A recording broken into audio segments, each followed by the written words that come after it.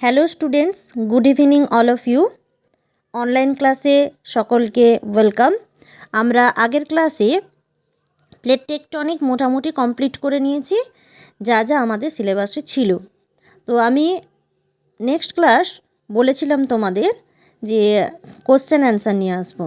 তো আজকে আমরা প্লেট টেকটনিক্স থেকে যা যা প্রশ্ন হয় সমস্ত প্রশ্নগুলো ডিসকাশন করব উইথ অ্যান্সার।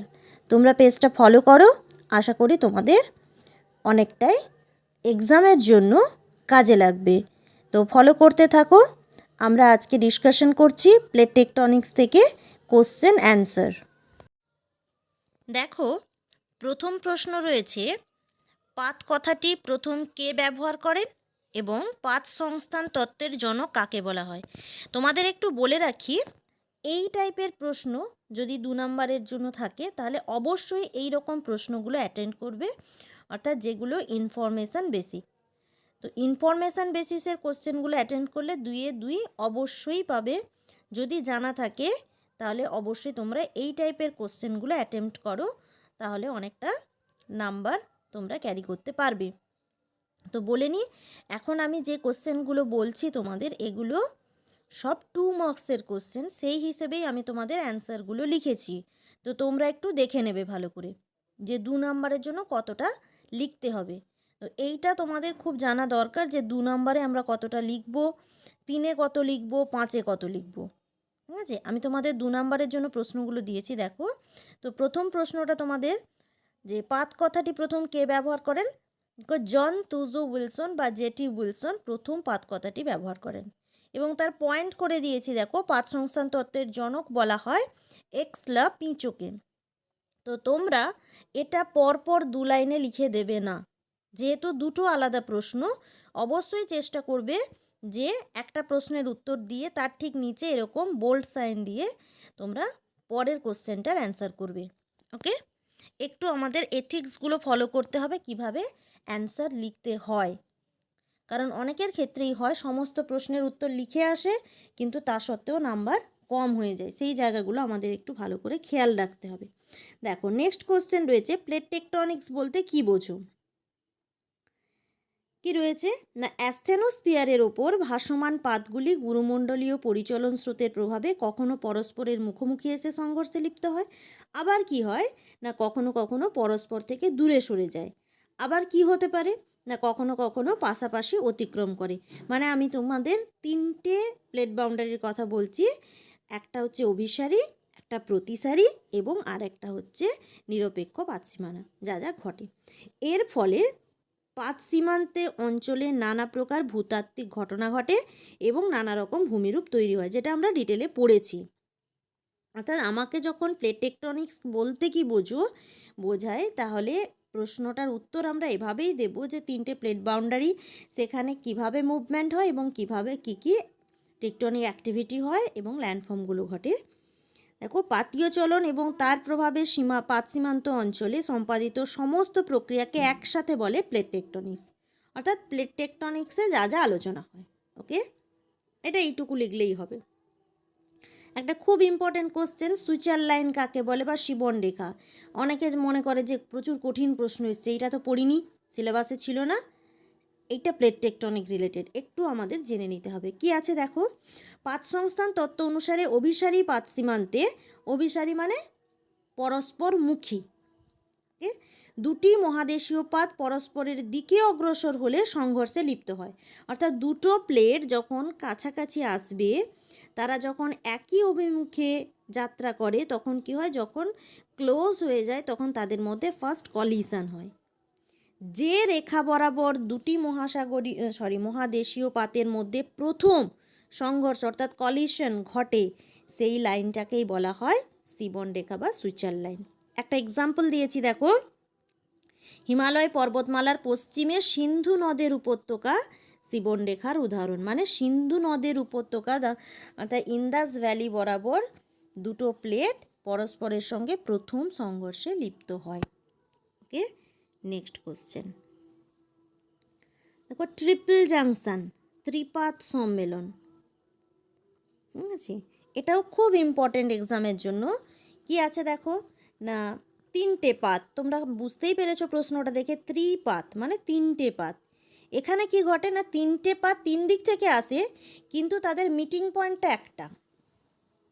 লেখা আছে দেখো, যে পাত সীমানা বরাবর তিন দিক থেকে তিনটি অভিসারী পাত পরস্পরের দিকে অগ্রসর হয়ে একটি বিন্দুতে মিলিত হয়, সেই তিনটি অভিসারী পাতের মিলনস্থলকে ত্রিপাত সম্মেলন বলে। একটু ডায়াগ্রামটা দেখো, দেখেছো? অবশ্যই এটা অভিসারী হতে হবে, প্রতিসারী হলে কিন্তু এরকম ত্রিপাত সম্মেলন হয় না। তিনজন যদি তিন দিকে চলে যায় তাহলে কি করে সম্মেলন হবে? সম্মেলন মানেই একত্রিত হওয়া। তাহলে অভিসারী পাত সীমান্তে কখনোই ভুল করে এটা প্রতিসারী করবে না, সবসময় করবে কি অভিসারী সীমান্তে। এক্সাম্পল আছে দেখো, আফ্রিকার বৃহৎ গ্রস্ত উপত্যকা বরাবর আফ্রিকান পাত, আরবীয় পাত এবং ভারতীয় পাতে ত্রিপাত সম্মেলন দেখা যায়। তো এইটুকু একটু জেনে রাখবে যে যখন এরকম ট্রিপল জাংশন থাকে তখন কি হয় না, দুটো প্লেট অ্যাক্টিভ হয়, যে কোনো দুজন হতে পারে, 1 2 অ্যাক্টিভ, 3 ইনঅ্যাক্টিভ, হতে পারে 2 3 অ্যাক্টিভ, 1 ইনঅ্যাক্টিভ, হতে পারে 3 1 অ্যাক্টিভ, 2 ইনঅ্যাক্টিভ, যে কোনো কিছুই হতে পারে। তবে তিনটে অ্যাক্টিভ কখনোই হয় না, এইটা মনে রাখতে হবে। যদি এটা আমাদের 3 নম্বরের আসে তখন আমরা কিছু ক্যারেক্টারিস্টিক্স লিখে দেব, যে এখানে তিনটে পাতের সম্মেলন হয়, এখানে দুটো অ্যাক্টিভ প্লেট থাকে আর একটা থাকে ইনঅ্যাক্টিভ প্লেট। ওকে, এরকম আমরা কয়েকটা তার ক্যারেক্টারিস্টিক্স বা বৈশিষ্ট্য লিখে দিতে পারি। আশা করি তোমরা এটা বুঝতে পেরেছো। নেক্সট প্রশ্ন চলে এসো, প্লেট টেকটনিক। এটা আমি তোমাদের পড়াতেও বলেছিলাম, এটা খুব একটা ইম্পর্ট্যান্ট। যে বলেছিলাম কখনো কখনো অনেকে ভুল করে ফেলে, যে প্লেট টেকটনিককে মনে হয় ভুল করে ফ্লেক দিয়ে দিয়েছে, spelling mistake. No, absolutely not, এটা একটা আলাদাই বিষয়। কি আছে দেখো, যে এটাও অভিসারী পাত সীমান্তে হয়। অভিসারী পাত সীমান্তে যখন মহাদেশীয় এবং মহাসাগরীয় পাতের মধ্যে সংঘর্ষ ঘটে তখন কি হয়, কোনো কোনো ক্ষেত্রে ভারী মহাসাগরীয় পাতের একটা পাতলা অংশ মহাদেশীয় পাতের উপরে উঠে যায়।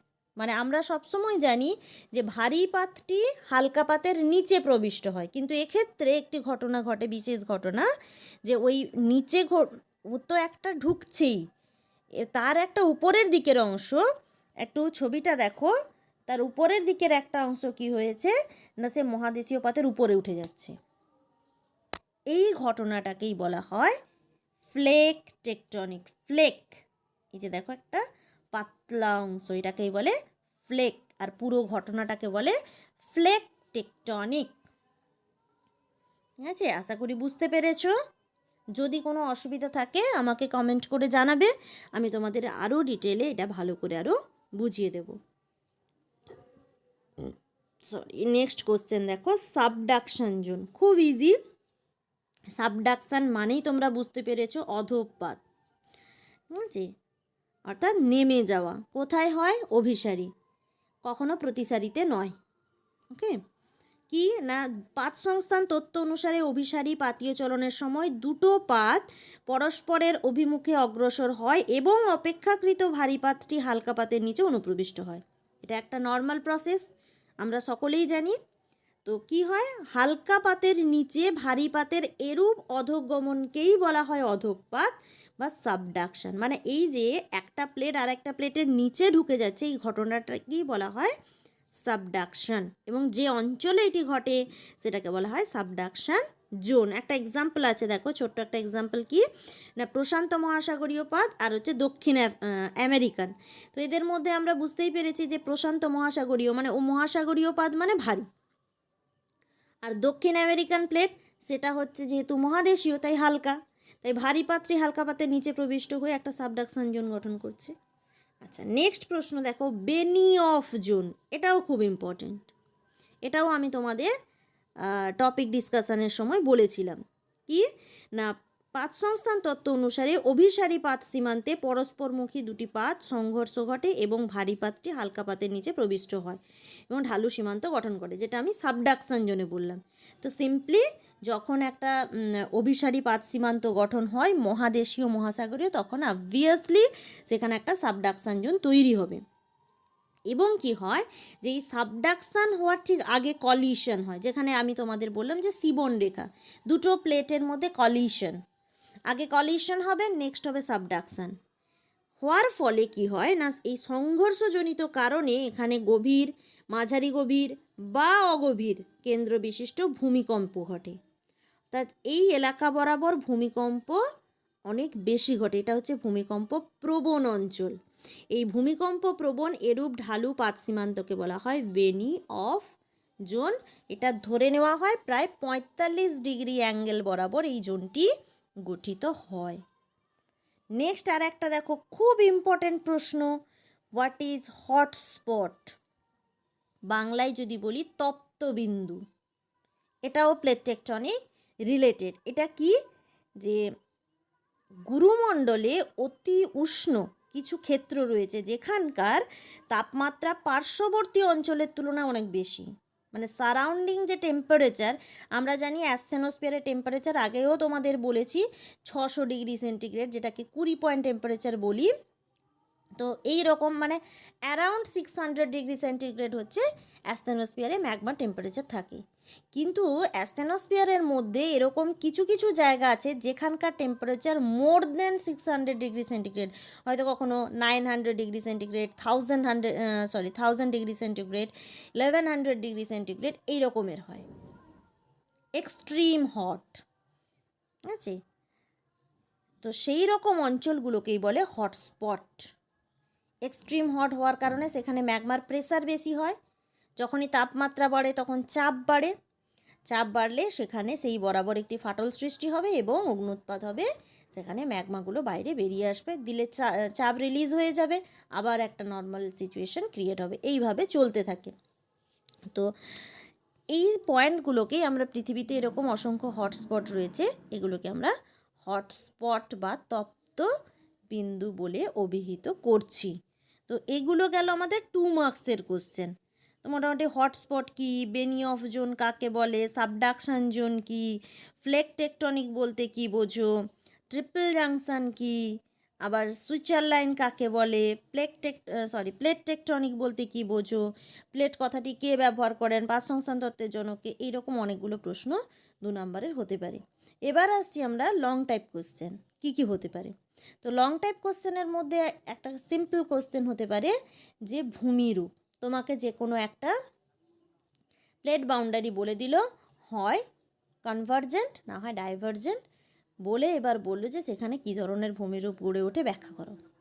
তখন আমাদের এক এক করে ধরে ধরে ব্যাখ্যা করতে হবে। আমি আগের ক্লাসে বলেই দিয়েছি কী কী ভূমিরূপ কোন কোন প্লেট বাউন্ডারিতে হয়, সেরকম আমরা ব্যাখ্যা করব।